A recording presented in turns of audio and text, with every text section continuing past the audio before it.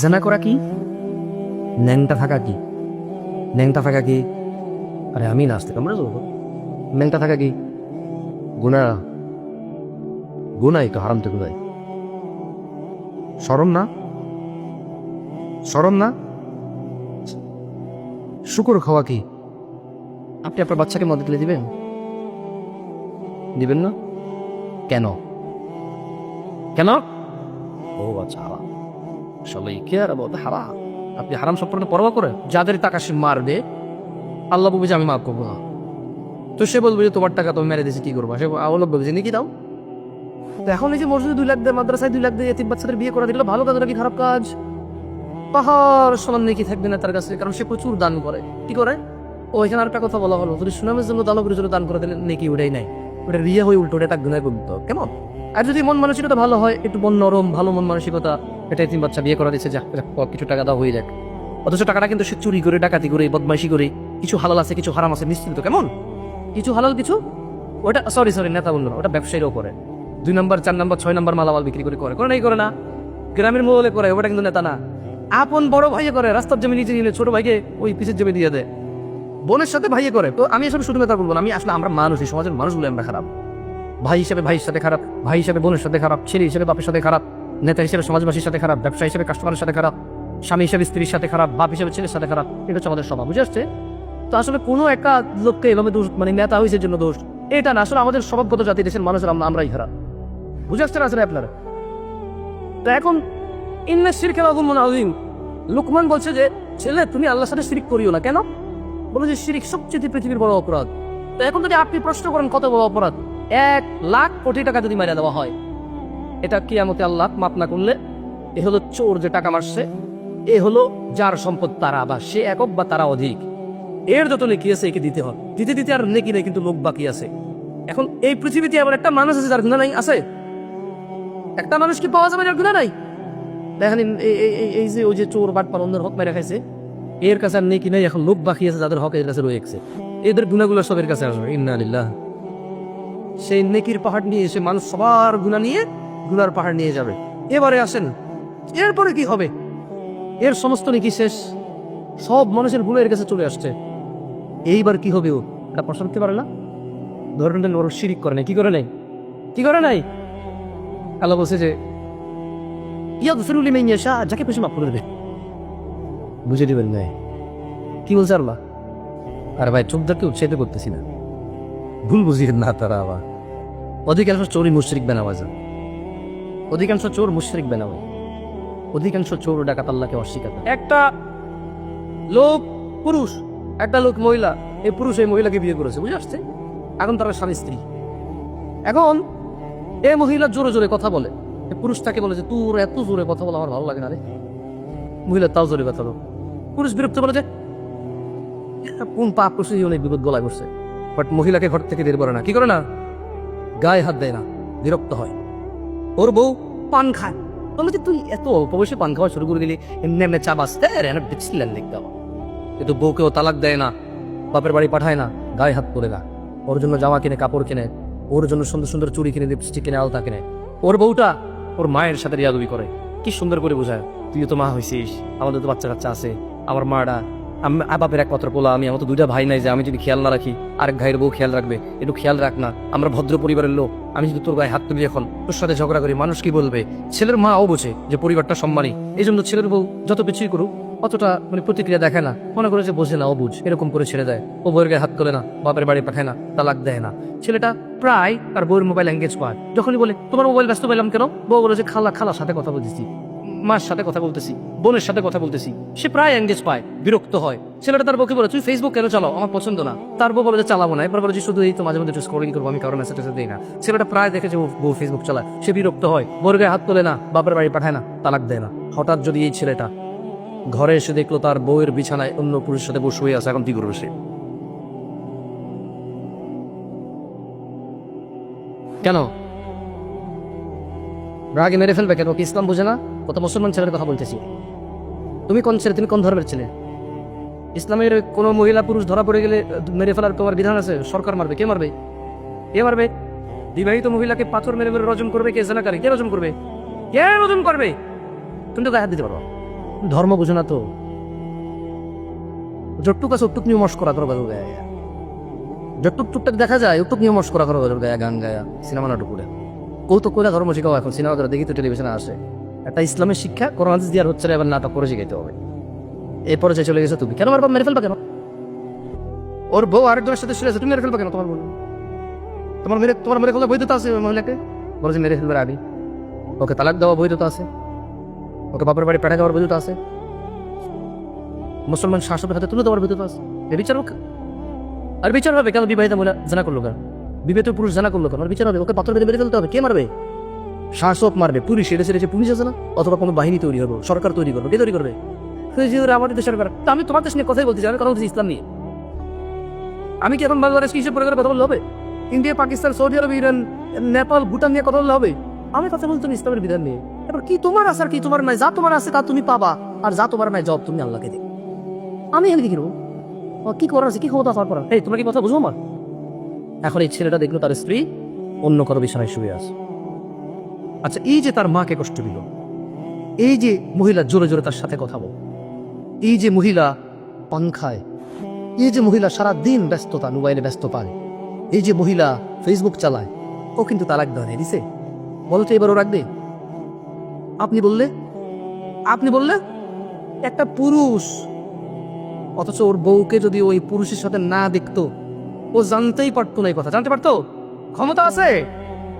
ধরেন ওর বউ একটা পুরুষের সাথে শুইল, ও 3 দিন পরে বাড়ি আসলো, ও ওর বউর সাথে শুইল, ওর কি বুঝার ক্ষমতা আছে ও আরেকজনের সাথে ছিল? আরে জোরে জমাতে নাই।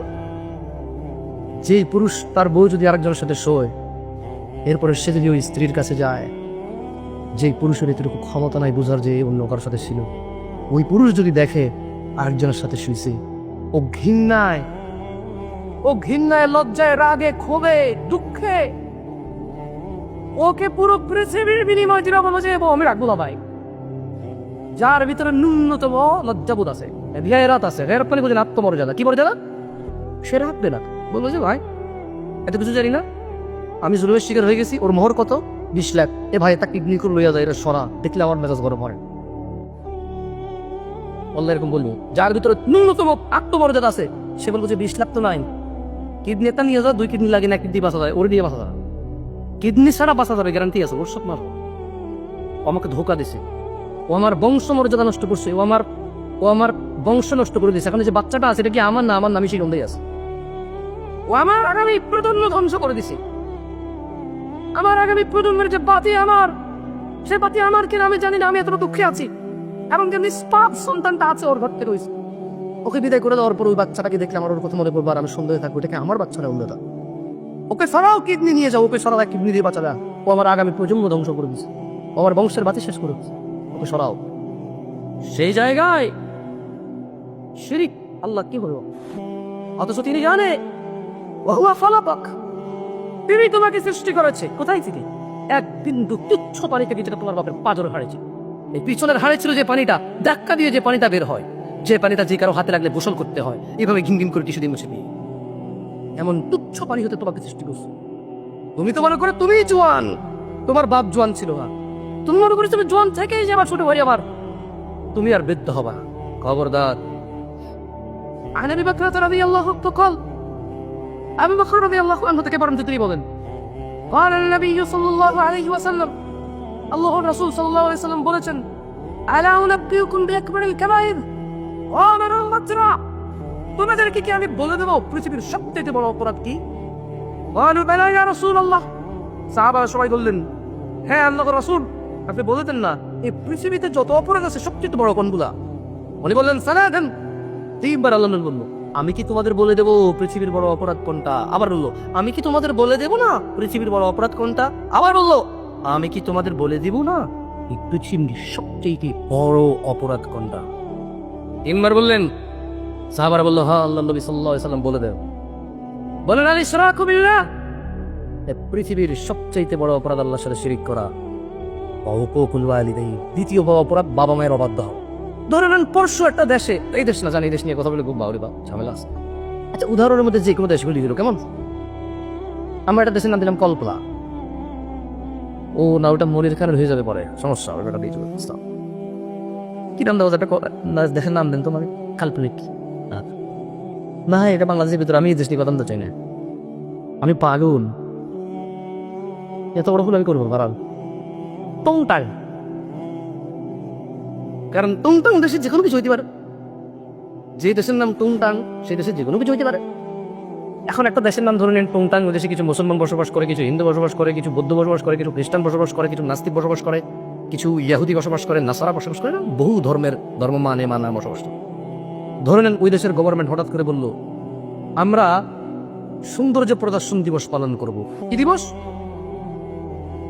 এবং তারা তাদের শিক্ষকদেরকে বলে দিল বইতে একটা অধ্যায় সৌন্দর্য প্রদর্শন অধ্যায়। কি অধ্যায়?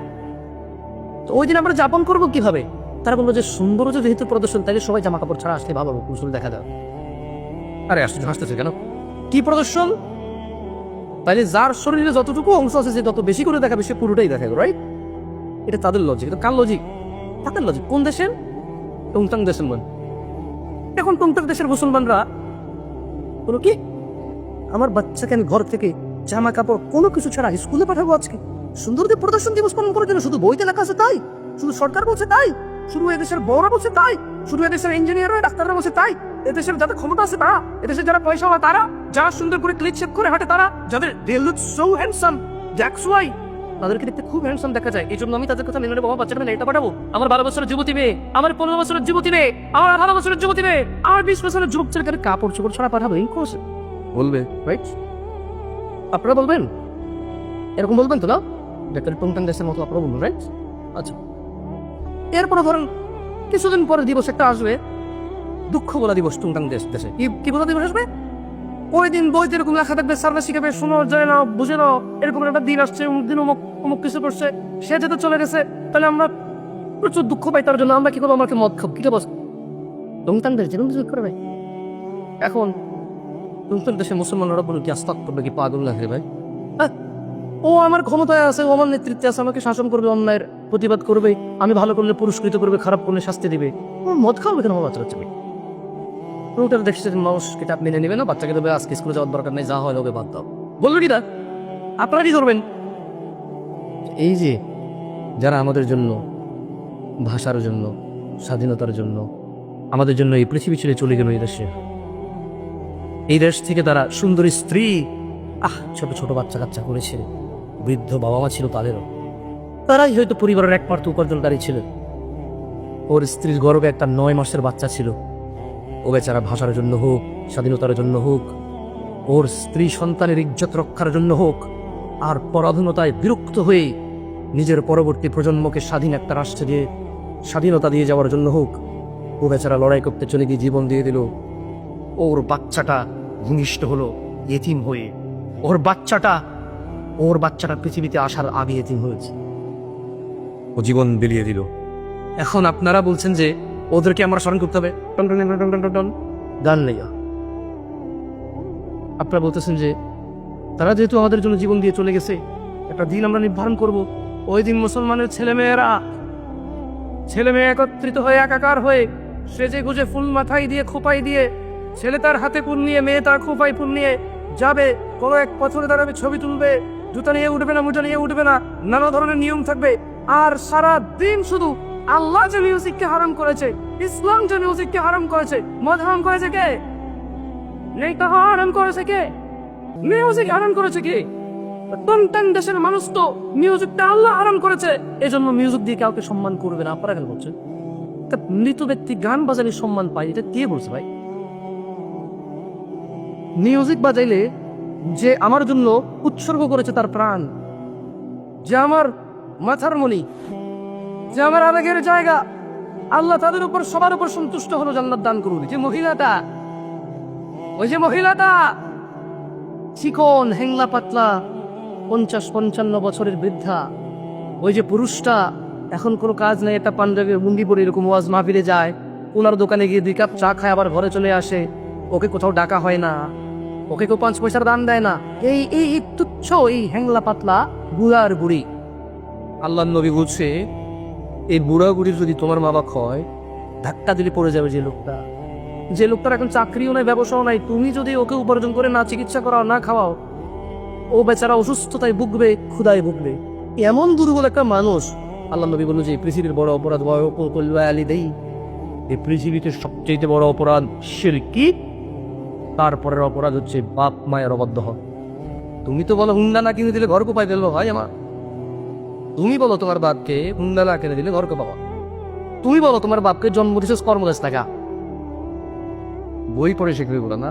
পাগল ছেলে, ওর ক্ষমতা কত জান না?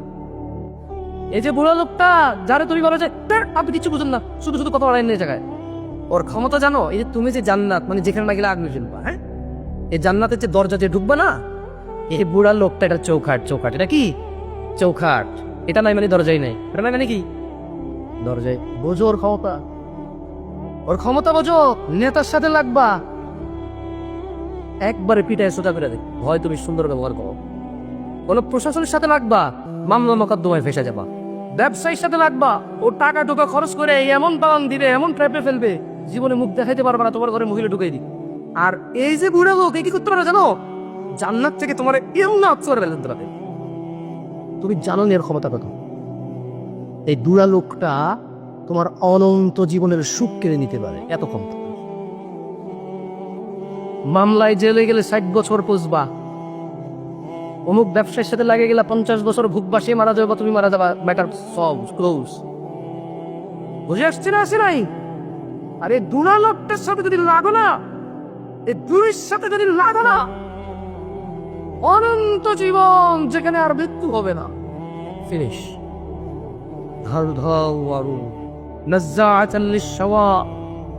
যে আগুন মানুষের চামড়া খুশে দেবে, এমন আগুনে ঢুকে ও ফেলে দেবে। কে ফেলবে? যে বুড়া লোক, যারা তুমি 5 আনার দাম দাও না। আব্বা আপনি বাবা এটা করছেন, ওটা করছেন, আর দেন নাই। আব্বা আপনি সবসময় ছোটবেলার দিকে টানেন। আব্বা আপনি কি করছেন, লোক দেখেন, তারপরে কি দিছে, আপনি কি দিছে? কার সামনে কথা বলে তুমি চিনোই নাই? তুমি কি করো নাই? চিনো নাই? হ্যাঁ, ও হিন্দু হলো। তুমি বিশ্বাস করো, তোমার বাপ যদি হিন্দু হয়, তোমার বাপ যদি বৌদ্ধ, খ্রিস্টান, ইহুদি, নাসারাও হয়, তুমি না, তোমার আব্বা যদি বলে যে আল্লাহর সাথে শিরিক করে, বলতে হবে যে আব্বা আমি এক আল্লাহ ছাড়া খাবো না। আব্বা অরজর করে না ভাব না জান। মাইলস্টোনের যেই আকস্মিক হঠাৎ দুর্ঘটনা, ছোট্ট ছোট্ট কোমলমতি শিশুগুলো নিরপরাধ, ওরা কখনো কল্পনা করতে পারেনি যে ওদের উপর আকাশ ভেঙে পড়বে, বা আকাশ থেকে জ্বলন্ত কোনো বিধ্বস্ত বিমান ভেঙে পড়বে। ওরা যেহেতু অনেকেই বেশিরভাগই মুসলিম, তাই ওরা জানতো যে মৃত্যুর কোনো ছোট বড় বয়স নেই। কিন্তু ওই যে পাইলট তৌকির, তার বিষয়টা একটু ভাবুন তো। এ ধরনেরই কোনো স্কুল, কলেজ, কত ট্রেনিং, কত স্বপ্নের পর সে পাইলট হয়েছে। এটা তার সোলো একটা এক্সামিনেশন ছিল, যেটা তার দক্ষতার, পরিপক্কতার প্রমাণ বহন করত। সো বিমানটা নিজে নিজেই আগুন ধরে যায়, যেখানে পাইলটের কিছু করার ছিল না। যদি ওর ভুল ড্রাইভের কারণে হয়তো, আমি বুঝতাম যে সে ভুল শিক্ষকের হাতে ট্রেনিং হয়েছে, সে ভুল সার্টিফিকেট নিয়ে বিমান উড়াইতে গেছে। যদি তার কোনো ভুল থাকতো, তার কোনো ভুলের কারণে বিমান নিজে নিজে পড়ে যেত, আমি বুঝতাম তার ইনস্টিটিউশন ভুল, তার প্রশিক্ষণ ভুল, তার সব ভুল। কিন্তু অবাক করা কাণ্ড, যারা এই দুর্ঘটনায় মরেছে বেশিরভাগ মানুষই স্টুডেন্ট, ছোট ছোট বাচ্চা। এবং এই দুর্ঘটনায় যিনি মূল উপস্থিত ছিলেন, তিনি তার মানে পড়াশোনা শেষ করে সুদক্ষ একজন মানুষ ছিলেন। যারা এখানে শহীদ, আল্লাহ তাদেরকে শহীদি মর্যাদা দান করবেন, দোয়া করি উভয়কে। আমার না মানে হিসাব মিলতেছে না, মানে এরা সবাই স্টুডেন্ট, পড়াশোনা করে কেউ ডাক্তার, ইঞ্জিনিয়ার, পাইলট হইতে পারতো। ওই ছেলেটা তো দক্ষ, 100টা বাচ্চা পড়েছে, ওখান থেকে একটা তৌকির আহমেদ হয়েছে। শুধুমাত্র স্বাধীনতার 50 বছরের মধ্যে দেশে মূর্তি হয়েছে, মানুষের নামে নামে স্কুল, কলেজ, মাদ্রাসার অবকাঠামো তৈরি হয়েছে, রাস্তাঘাটের অবকাঠামো তৈরি হয়েছে, বহু নতুন পুরনো দল নাম পরিবর্তন অথবা নতুন পুরান বহু দল হয়েছে, প্রশিক্ষণের বিমান পরিবর্তন হয়নি। তৌকির আহমেদের কোনো দোষ আছে কেউ বলতে পারবেন? বিমানটা তো আকাশে উড্ডয়ন করেই আগুন ধরে গেছে বিমানে। একটা বাসের ড্রাইভার যদি 120-30 গতিতে বাস চালায়, সিগারেট টানে, মদ খায়, ডানে তাকায় বামে তাকায়, বান্ধবীর সাথে মোবাইলে কথা বলে, অ্যাক্সিডেন্ট হইলে আমরা বলবো বাসের ড্রাইভারের দোষ। কিন্তু একটা 100 বছর, 50 বছর, 80 বছর পুরনো একটা বাসের মধ্যে বসছে, যারা ইঞ্জিনে কাট কাট কাট করে সাউন্ড করে, শব্দ করে, শুধু বডিটুকুর অংশং করে দিয়ে দিছে, ব্রেক কাজ করে না বা করে না, মাত্র নতুন ঠিক করছে, ইঞ্জিন অয়েল ঠিক করছে, বাসের মানে কি একটা জাত অবস্থা। তারপর আবার বাসের এখানে টেস্ট ড্রাইভ চলতেছে যে তুমি 80 কিলোমিটার বেগে চলতে হবে, তুমি ঢাকা শহরের অমুক রাস্তা দিয়ে চলতে হবে, এছাড়া তোমার কাছে পরীক্ষা দেওয়ার কোনো রাস্তা নাই। বাস ড্রাইভার যত সতর্কই হোক, যদি ওই বাস চালানোর সময় যদি বাসের ইঞ্জিনে আগুন লেগে যায়, 100 বছর আগের বাস, 50 বছর আগের বাস, যার ইঞ্জিনের ঠিক নাই, যার ক্যাপাসিটির ঠিক নাই, যার ডায়নামোর ঠিক নাই, তাহলে বাস ড্রাইভারের দোষ কিভাবে দেবো আমরা? রাষ্ট্র ছোট্ট ছোট্ট কোমলমতি অনেকগুলো ভবিষ্যৎ হারিয়েছে তা না, রাষ্ট্র বর্তমানও হারিয়েছে। এ রাষ্ট্র যে ভবিষ্যৎ হারিয়েছে তা না। বাংলাদেশে কতজন পাইলট আছে? একটা তৌকির আহমেদ হতে তো অনেক সময় লাগে। এমন ছেলে যে দেখেছে বিমানে আগুন লেগেছে, নিজে ইজেক্ট করে নাই, বের হয়ে যায় নাই, মাথায় নিজের জীবনটা আসে নাই, এ ধরনের উদার কতজন মানুষ রাষ্ট্র এই বাংলাদেশে আছে? বাংলাদেশে কয়টা ছেলে আছে যে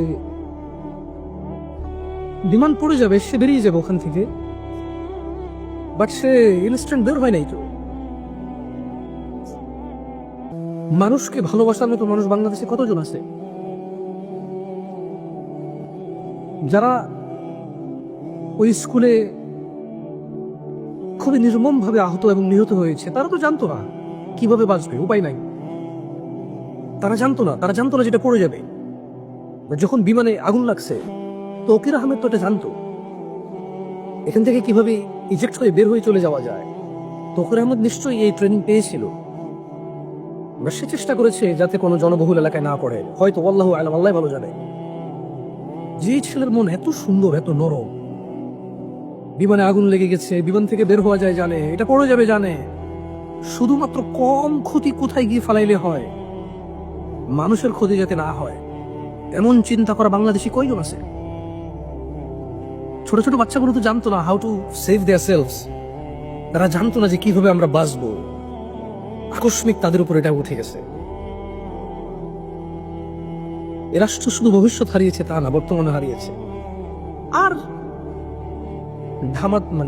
চাপা পড়ে গেছে বহু খবর। পুরান ঢাকায় পাথর মেরে হত্যা করা ছেলেটার খবর চাপা পড়ে গেছে। 5-7 বছরের আসিয়াকে নির্মম ভাবে ধর্ষণের ওই নিউজ চাপা পড়ে গেছে। মেয়েকে প্রেমের প্রস্তাব দিছে, মেয়ে রাজি হয় না, মেয়ের বাবাকে পিটিয়ে মেরে ফেলা হয়েছে। আরো কত কি চাপা পড়ে গেছে। আহত নিহতের সংখ্যা চাপা পড়ে গেছে। ছাত্ররা সচিবালয় ঘেরাও করেছে, সচিবদের ঘেরাও করেছে। তাজা খবর এখন এটা। কালকে আরো নির্মম, আরো তাজ্জব অবাক কিছু ঘটবে, এটাও চাপা পড়ে যাবে। আমাদের কি দোষ আমরা ভুলে যাই অতীত? কারণ আমাদের বর্তমানে এত বড় প্রবলেম তৈরি হয়, অতীতের প্রবলেম ছোট মনে হয়। 1000 মানুষের মৃত্যুর শোক ভোলানোর জন্য আমাদের 1200 মানুষ হত্যা হয়। কোন একটা দুর্ঘটনা ঘটে যেখানে 1200 মানুষ মরে, তখন 1000 ছোট দেখায়। 10টা বিল্ডিং ভেঙে পড়ে গেছে, পরের দিন আমরা দেখি 20টা শপিং মল ভেঙে যাবে, তখন 10টা সঠিক ছোট ছোট বিল্ডিং পড়ে যাওয়ার খবরটা ছোট হয়। একটা 20 বছরের তরুণীকে ধর্ষণ করা হয়, আমরা পরের দিন 10 দিন পরে দেখতে পাই, 5 দিন পরে দেখতে পাই 3 বছর একটা মেয়েকে ধর্ষণ করছে, লাশ উল্টা ঝুলাই রাখছে। তখন ওই 20 বছরের ওই ধর্ষিতা মেয়েটার সমস্যাটা ছোট মনে হয় আমাদের। Is it our fault? এটা কি আমাদের জাতি হিসেবে দোষ যে আমরা ভুলে গেছি 20 বছরের ধর্ষিতা মেয়ের ঘটনা, 5 বছরের ধর্ষিতা মেয়ের ঘটনা সামনে আসার পর? এটা কি আমাদের দোষ? I don't think so. আমার মনে হয় না এটা জাতি হিসেবে, বাংলাদেশ হিসেবে আমাদের দোষ। আমাদের সামনে প্রতিনিয়ত সারপ্রাইজটা অনেক বড় হয়, আমাদের সামনে দুর্ঘটনাগুলো বড় হয়ে আসে, তাই আগের বড় দুর্ঘটনা না আমাদের কাছে ছোট দুর্ঘটনা মনে হয়।